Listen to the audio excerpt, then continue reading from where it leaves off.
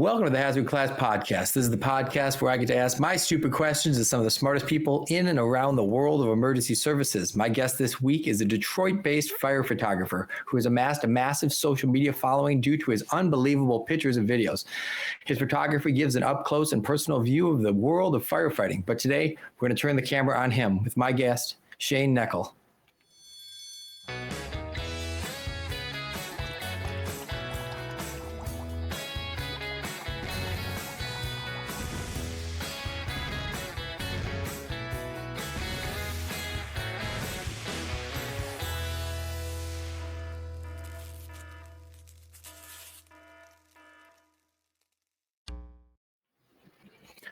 Shane, thanks for joining me.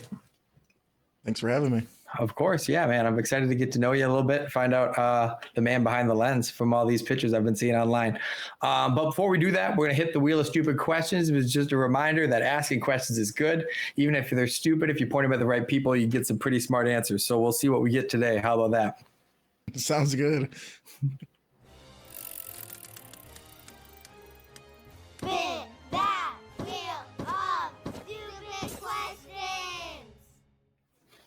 Okay, give the wheel a spin. We'll see what we get.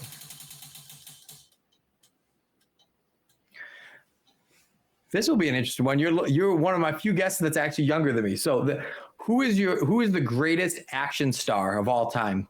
Think about film star. Probably Burt Reynolds. Oh man, my man. Okay, Burt Reynolds is awesome. Yeah. All right. You're Smokey and the Bandit guy. Oh yeah. Oh, okay, my man.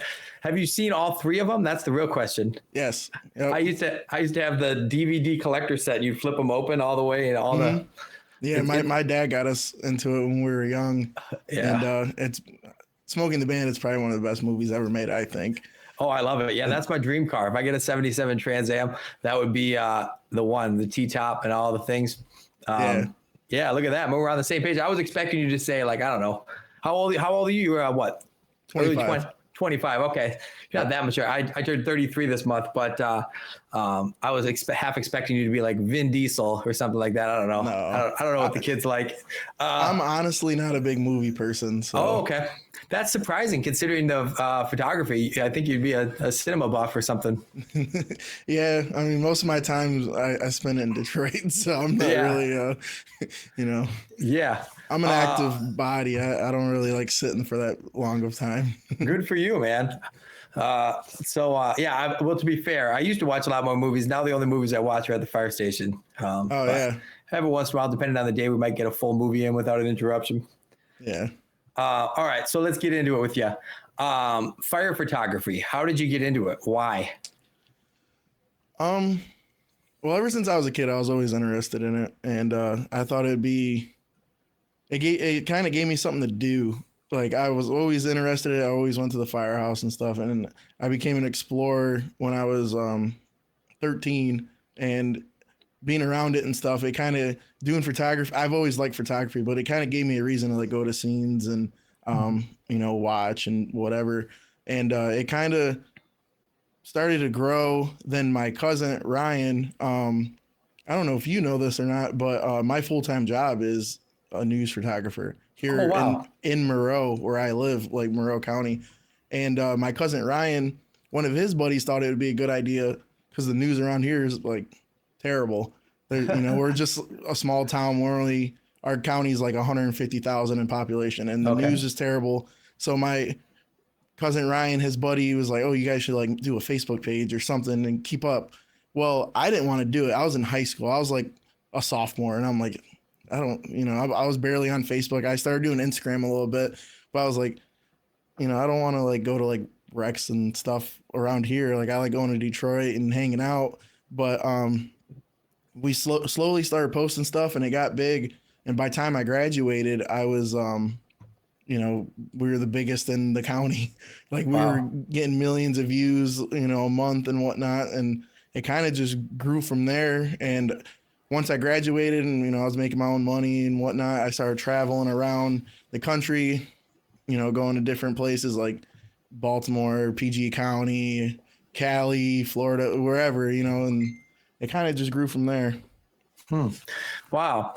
And so you said you kind of grew up popping in and out of the fire stations. Is there you have members of your family that are in the fire service or? Nope. My dad, he drives a tow truck, and Okay. he like I would go on calls with him sometimes, just and I was always interested in it. I always thought it was cool. Then, like I said, I got into the Explorer program, and it kind of opened my eyes to the fire side of stuff, and I was intrigued by it. Then, it just kind of grew from there. Just started going out, and So how far outside of Detroit are you? I'm 30 miles south, 30 Okay. minutes south. 30 minutes south. Yeah, from my house to where I hang out, every night on the way home, I try to get home within 30 minutes. It's pretty open highways at night, so I try to fly down. So, when I have firefighters on, I always ask them, do you remember your first fire you went to? Do you remember the first fire you took pictures at? Like the first one that you, planned to go to as a fire buff? Like I said, my dad was taking me around when I was a kid. We didn't just go to like wrecks and stuff with him. He would take me to fires and stuff. Oh, cool. But I remember, like very faintly, we were down in Erie, Michigan, which is probably 15 minutes south of my house, and they had like a propane storage or factory or something on fire, and they had like tanks blowing up. And I remember we were like going to Toledo, which is south, and the call came in, whatever. So my dad just decided to stop by. He had the whole family with him. And I remember my mom was freaking out. I was like in a car seat, like a booster seat at the time. And I remember my mom like, don't get too close, blah, blah, blah. And we were only there for a little bit. We kind of just drove on by, but I do remember that. Wow. I don't remember I didn't take pictures there, but probably the first fire I took pictures of, I suppose you go to so many of them at this point, they all blend in. Yeah. Even when I was in like, elementary school and stuff, I was going to fires, and if I had to guess, it was definitely Moreau, but I couldn't pinpoint. Okay. Yeah. So talk to me before we get into like the logistics of, fire photography and being a buff and stuff. What was it like as your Instagram built? I know you touched on that a little bit before, but that must have been crazy as you were just posting stuff and all of a sudden now you're getting millions of views. Like, what was that experience like? So I've probably had Instagram since like 2016, 2017, maybe, like right when I was still in high school, about to graduate. And, I didn't have that many followers until the last probably like 3 years or so, 2 years. And, I would just slowly post stuff. And back then I was just doing stills, and I was just, I had cameras, and I would go out and take pictures and put my name on them and post them. It wasn't nothing crazy. And, my cameras actually got stolen while we were in Detroit. And, after that I was like, well, the dog has a toy. Yeah. These new, phones are so good with videos and photos. Like, I was like, I'm not going to spend, thousands and thousands of dollars on cameras again when I can just start, that was like when Reels and stuff was coming out and YouTube was paying and whatnot. So I just started posting stuff on there, and I don't know, like one summer I posted some videos, and I remember the one video, it was a fire was like going throughout in Detroit, and it had like probably 60,000 views, and I was like, holy shit, that's kind of crazy. Then like that summer I gained probably like 50,000 people. Like, it was just insane. Like it just went from there. So that's crazy. And so how was it advancing kind of the gear you had? I assume at this point you're not still taking pictures with an iPhone? Oh yeah, I'm taking videos on my iPhone. Yep. Are you really? Yes. That's amazing how good of quality everything is. So even the still photography you're doing, you're using an iPhone? Yeah. Yep. That is unbelievable.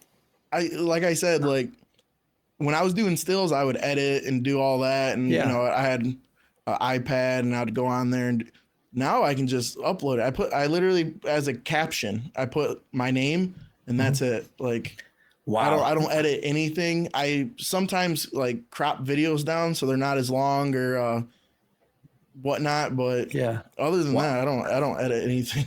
That is amazing. Holy cow. Especially coming from your work in the news. I would think you'd be a gear nut. I know a couple of guys that are fire buffs locally here in the Twin Cities. And one of the guys actually used to work for the news as well. But he was a gear nut, man. He had every camera, every radio, every scanner, all the thing. And he had quite an impressive setup. But and to see the pictures you're doing with an iPhone is incredible, man. Yeah. That should be an Apple commercial. Let alone you should be getting in touch with the Apple company. So you have to have some tech. So talk to me about the logistics of your scanners and radios. How do you find the fires? How do you know? What's that process look like to you? So I have some unication pagers. Mm-hmm. There you go. I guess I got them right here going. But basically, other than the radios in my phone, I don't have much else. I listen to the radios. The city, I know where I'm going. I've been going up there. October will be 11 years going up to Detroit. So I know the roads. I know where to go. Pretty good with getting there fast. I try my best to get there as fast as I can without, getting a ticket, Yeah. But honestly, I don't have much. I'm very impressed. So what's the logistics in terms of you going up there? So you'll go up there and you just kind of know where the hotbeds are, where they have fires more than other places. You kind of hang out. Yeah. So obviously it changes. Like sometimes one side of town burn more than the other and whatnot. But we have 2 locations that we sit.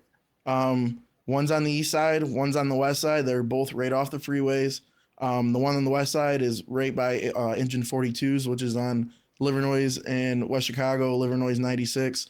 That area is very hot. They're surrounded by almost every engine company that surrounds them is hot. Like they get a ton of fires.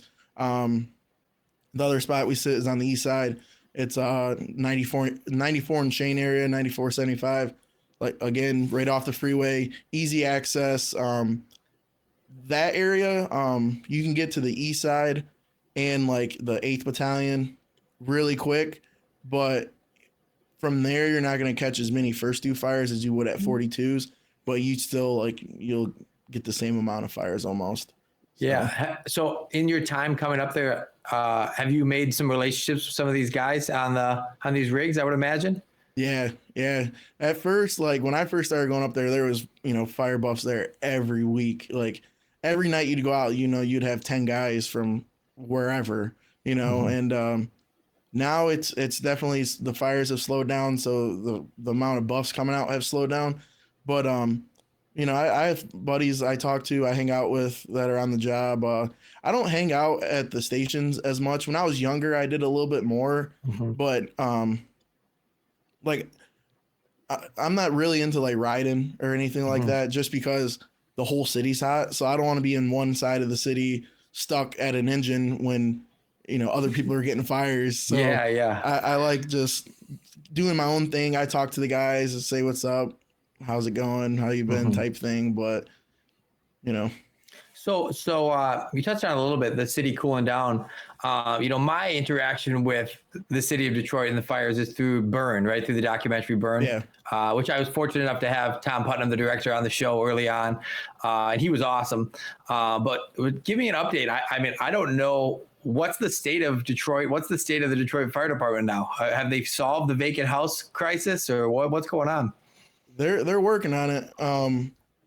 It's like when I first started coming out in 2013, it was on one block, you might have, 20, 25 houses with 15 of them vacant, burned out, blighted, garbage, like just terrible. And now it's like you drive by and there's only 3 or 4 vacants on a block with, every other place is overgrown lot basically. So it's, and like another big thing too is the amount of like dangerous buildings that you would see, like houses like have been sitting for like 30 years and they're completely either burned out, 2 they're just falling down by themselves, and, just dangerous blighted areas are now, fields. A lot of foundations, like we'd be at fires and, you're across the street, whatever. And most of the time in them blighted vacant areas, like it's going throughout by the time, people get there, and you're standing across the street because it's hot, and you look behind you and there's just a hole in the ground with bricks and like half a porch, and it's like just a foundation. And you look and there's 10 of them on the block. Those are all cleaned up now. Like it's rare to see a foundation now unless it's something recent. Houses are boarded up now. A lot of houses are boarded up. They're not just wide open and, people in and out. I mean, I'm guessing a lot of them, have people in and out of them, but it's definitely cleaned up a lot. That's definitely good. Cleaned up a lot. So when you think, not to put you on the spot, trying to give you a story, but I imagine there's one in your brain. When you think back to your time doing buffing, is there any like stories, any fires that pop out as like something that you really feel were special to see? Special as in like just like maybe history, impactful, crazy, interesting, anything that pops out. If someone said, "Tell me one story," and what would be the thing? Yeah, people people ask me that a lot, and I always tell them like there's categories of fires and the craziness. You know what I mean? Like I could tell you like crazy, sad stories about fatal fires. I can tell you stories about 5-6 houses in a row on fire, apartment buildings, like crazy stuff like that. But if I had to pick something crazy, a crazy fire, I mean, I wouldn't say like a crazy fire. I would say like a crazy night. Like I've been in the city where I went to like 15, 20 fires in a night. Pulling up with a dwelling going, and the box is there, and you're there for 10 minutes, and like 2 blocks away they have another dwelling going, and you're there for 5 minutes, 10 minutes without an engine. Then like if there's another fire down the road, or I don't know, there's just nights like that are always stick out because like it's a lot combined. So it's not just fires up there. Like I go to like shootings and wrecks and stuff too. I don't really post that, but like you go to 10 house fires in a night, then you go to 3 fatal shootings and a fatal accident. Like that's a crazy night. You know what I mean? That is a crazy night, no doubt. And like those days have slowed down getting that much stuff. But like, I mean, in the past week or two, like, I've been to probably 4 fatal shootings, 7 or 8 fires, and, a couple bad wrecks. So it's like, I don't know. I think every night is like a crazy night up there. It sure sounds like it. Yeah. I mean, that's it sounds like Detroit definitely lives up to the hype that they've built around their fire department. Yeah, it's slowing down. It really is, but it's still like I go to Baltimore. I just got back from Baltimore, and well, it's crazy down there. But the amount of shootings and wrecks that we get up here is like, I think Baltimore and Detroit are probably lined up with fires right now. Like it's pretty even the amount of fires they get, but I think Detroit still gets more crazy stuff. Like when we go ahead. No, go ahead. When we were in Baltimore, Detroit had like 6 or 7 fatal shootings that week. Wow. Like probably 15 people shot, and it's like we only heard it like 2 or 3 shootings in Baltimore, and I was like, man, like it's still crazy. It's slowing down, but it's still like it's still wild. So you say traveling around the country buffing, like, is there like a network, or how do you know, do you have like contacts in these different cities, or you make friends around the country, or how does that work? Yeah. So basically Detroit is like the spot to be for fires. So when I first started coming up, like I said, everyone would come to Detroit. Firemen from across the country, photographers from across the country, news outlets, everyone would come to Detroit for like Devil's Night, 4th of July. And I've met a lot of people from firemen, photographers from other areas that have came up here. And like I have some good buddies down south, Maryland, Delaware, stuff like that, like PG County. Christiana, Delaware, stuff like that, where, you know, they get jobs and stuff down there. So I go down there, I'll ride, do whatever. But I've definitely met a lot of good people, a lot of good friends. I went out to Cali this year for the wildfires. Oh, you did? Yeah, I was a week late, but I still caught a couple fires. So Wow. it was nothing big crazy like the Palisades and all that, but I still went to some crazy stuff. What is it about fire buffing that seems to be so popular? I think it's really interesting, and you know, I do it myself. I can't lie. I sit at home and listen to every fire that comes into my area on the radio and stuff like that. But obviously, as you're immersed in that culture, kind of really close to the fire service, but just outside the wall.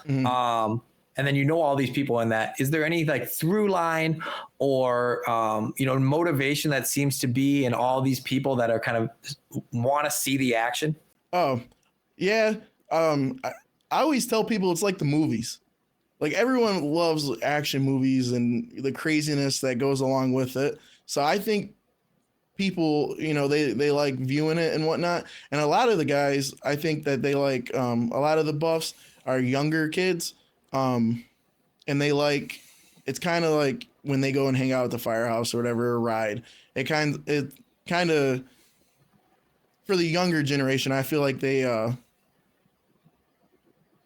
it's not something to do, but it's like something to be a part of. And, you know, maybe further down the line, like they'll get into the career path or whatnot. Because most of the kids that come out are younger. And some of the older guys, they're mostly firemen, I would say, from like Detroit wise, because a lot of them are other big city firemen that want to come out and just see what's going on out here and whatnot. But I don't know. I don't really hang out around the firehouse a whole lot. So I don't really know what draws people to it. Yeah. I mean, I think that you're probably right on the money. You know, it's something to see. It's it's a spectacle, a real life spectacle. Right. So when you say like it's not as many people as there used to be. If you go buff, say you go out and buff tonight, how many people are you going to be at a fire with taking pictures? On a night like tonight, probably just some locals. Okay. Maybe 3 or 4 people. Yeah. You know, so 5 including myself at the most. But like this 4th of July, like there's probably gonna be like 40, 50 people in town. A caravan. Yeah, people are hitting me up all over. Hey, can I come hang out with you? Hey, can I do this? I'm like, I already have my buddies coming. So yeah. 4th of July is the big night. Yeah. Last year we went to like, I think like 15 fires or something. So yeah, that's one day that I always try to work, even if I have the day off. Everyone wants to get the 4th of July off, but I want to work because it's always something interesting. So man, like, what's the future? I was thinking about this when I was thinking about interviewing you. I was like, do you go out hoping to get a certain shot? You like, man, I want to get a shot of a guy venting the roof. I want to get a shot of a person doing this or that. Is there anything that you haven't been able to shoot that you're still hoping for one day the opportunity to do it? Or do you kind of go out there and just ride the wave and see what there is to see? Yeah, I mean, Detroit, they get so much stuff. Like, I like when I catch them stretching and like when fire's blowing out the front and they're making the push. That's sweet, you know. Like I went to a fire last night and it was blowing through the roof. The whole back was going, and they had a huge glass pane window in the front, and you can see them in there opening up and whatnot, you know, getting water and stuff. And it was cool. I got some pretty cool videos, but I was like, I'd rather it be blowing out the front and them pushing their way in. I don't know if you've seen the video of the fire rolling over the porch. I posted probably like 2 months ago or so. It's tagged on the top of my okay, Instagram. I'll take a look at it. Yeah. And like I was probably 5 feet away from the house, and this whole porch, it had fire blowing out 2 of the front windows, and the whole porch was just rolling over. And I had a guy, they're actually still waiting for the water. I wish it would have got water a little bit quicker so I could hit it, so they could hit it while I was right there. But it was probably I think it was probably one of my best videos. It was awesome. It was sweet. Yeah, that's great. Check it out. Yeah, I will. So then what's the future? Do you have any plans for Obviously you've built this big social media following. Are you goal oriented towards the future? You want to achieve something with this whole thing, or are you kind of just seeing where it takes you? So like I was saying earlier, my Detroit's pretty much just fun for me. I make a little bit of money off the Instagram and nothing crazy, but I have some buddies. They own another news page, kind of like I do here in Monroe. They have one up there in Detroit, and they pay me for like the wrecks and the shootings and stuff because there's so many fires and most of them are vacant. Like unless someone dies or it's like multiple houses on fire, no one really around here. No one really cares about it. Yeah. But just keep growing my personal page and my Instagram page. You know, that's the only goal really. If I lost Instagram tomorrow, it wouldn't really hurt me that much. It would suck, but most of my money and all my stuff comes from here in Monroe. So that's as long as if I can keep growing that and keep doing this, then I'm okay with it. But all the other stuff, the traveling around and doing all that, like that's just for fun, basically. So awesome. Well, let the people know where they can find your stuff. And then, and I'll let you get out of here. But I appreciate you taking the time to come talk to me, explain the buff life. I still cannot believe that you are taking these pictures and videos with an iPhone. That is unbelievable. But we'll let the people know where they can find you. So for all my Detroit stuff and, anytime I go out of town, that's all going to be Instagram, Shane Neckel.